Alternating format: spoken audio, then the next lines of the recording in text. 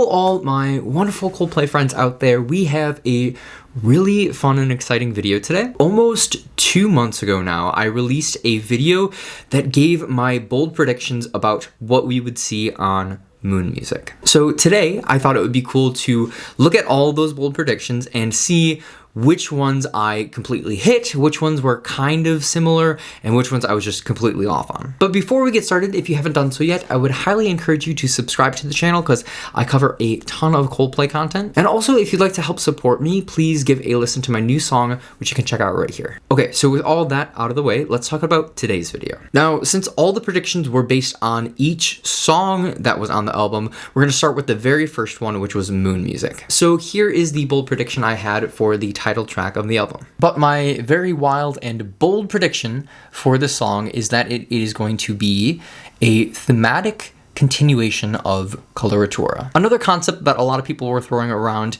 is that this is a two-parter song, and I could see that playing out with this song to where the intro to the song is very much similar to Coloratura and that it brings us into everything, and then the second half of the song is more of this like classic Coldplay sound. Okay, so starting things off, I feel like I kind of got this one dead on. It's this two-parter where the first half is like a thematic continuation of Coloratura, and then the second half is like a standard Coldplay song where the piano comes in. And it's really cool because my prediction for this was based off of this clip that somebody took outside of a stadium somewhere. It was a very short, like 20-second clip.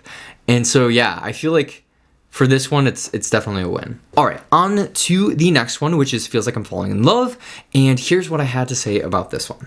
My bold prediction is that this song will not be a fan favorite. I think that there are going to be so many good songs on this album to where this song is not forgotten, but it's definitely not one of the better ones. All right, so personally, I feel like I got this one right, but this is probably a little closer to the middle, because I mean, it's a little subjective, but also there's a lot of people who might think that this song is, you know, one of the best songs on the album. So in order to be fair, let's just say that this one was kind of right. And next up is We Pray, so here is my bold prediction for this. But my bold prediction is that there is going to be one of these versions that way outshines the original. And honestly, not only that, but this version will be so good that it's going to outshine even other songs on this album. Yeah, I mean, I don't think I got this one right. Yes, there were other variations of the song, but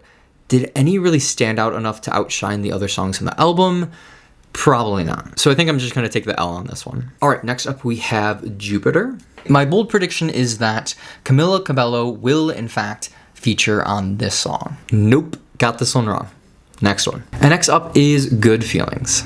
My bold prediction for this song is that it will be the successful version of Beautiful. So in whatever way it is, I'm predicting that the Weirdos, yes, will be involved in this song, but not in a negative or odd kind of way. Okay, so I feel like I'm like half right on this one. Like I think the Weirdos were involved with this song, right? Because they have these like background sounds and with the la-las and whatnot. So that was done in a somewhat tasteful way, right? But at the same time, like they weren't heavily involved in the song. So I think for this one, we'll just say that we're kind of right. And now we have the rainbow emoji song. So here's what I had to say about this one. So the bold prediction that I am putting forth out there, thanks to some help, is that it is secretly Neon Forest. But not only is this song going to be Neon Forest, but being a 6 minute and 9 second long song, it's also going to include a transition track, likely having more to do with Angel Moon.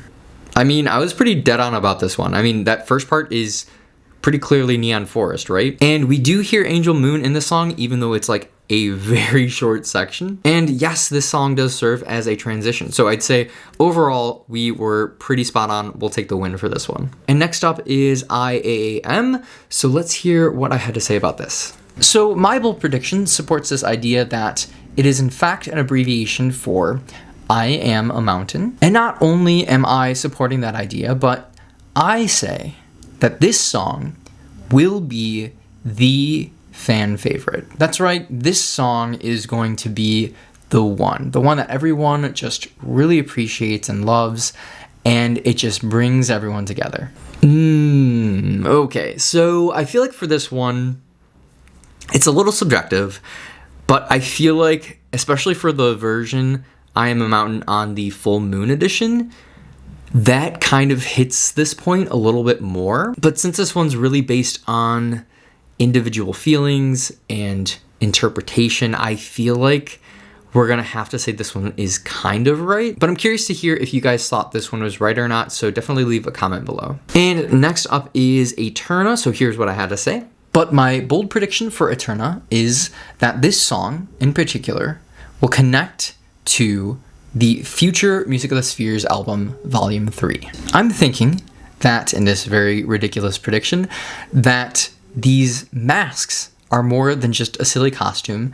They, in fact, are related to these aliens in a future album. So I love this prediction because it is kind of crazy and fun, but obviously we're gonna have to wait to see if this one comes true or not.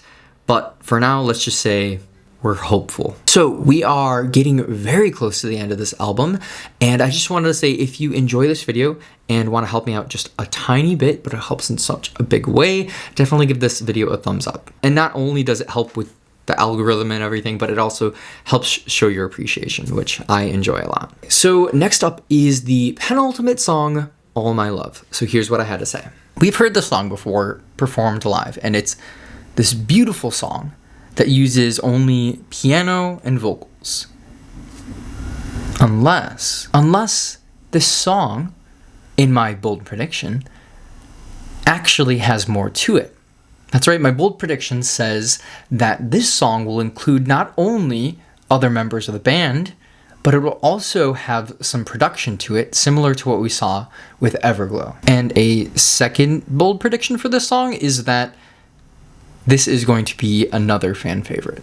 So I feel like I was pretty close on this one, although I think when I was making this prediction, I was thinking that it would have actual beats and such, in which it obviously didn't. But because it did have the full band and it did have other instrumentation to it, I'm gonna say that we got this one right, especially because I do believe this is one of the fan favorites as well too. And now the final song on the normal album, we have One World. But one that I really liked is that, being a 6-minute and 47-second long song, it's going to include 2 parts. Another theory says that it's going to have a wave as the final outro and send-off, similar to how they end their performances. And yes, I do agree with both of these theories. However, those are not my bold prediction. My bold prediction for One World is that this song is very, very much related to FFTF. So this one is a little tricky. Obviously, we did get a wave eventually in the Full Moon edition, which is cool. And the song kind of does have this like 2-parter feel, but those weren't my official predictions. Now, with regards to it being related to FFTF, A Film for the Future, obviously, with this being a project to come, the door is still open for this to come true. But I will say that I'm pretty optimistic about it, and here's why. Honestly, one of my favorite parts in the whole album comes in this song, where it says, "In the end, it's just love." And previously I talked about A Film for the Future and what it would be and what kind of themes it would have. And I feel like that sentiment about "in the end, it's just love" could easily be closely tied to A Film for the Future. But since we obviously can't say for sure, and this could be like a long stretch, let's just say for now we're hopeful. And with that, we conclude our review of the MUSiC bold predictions. Now again, be sure to subscribe if you haven't done so yet. Hit that thumbs up if you enjoyed this video, and let me know in the comments what you thought about these predictions, what you thought came true, and just your overall thoughts about the album. But thanks again so very much for watching to the end here. I appreciate you, and can't wait to see you again in the next video. Until then, peace.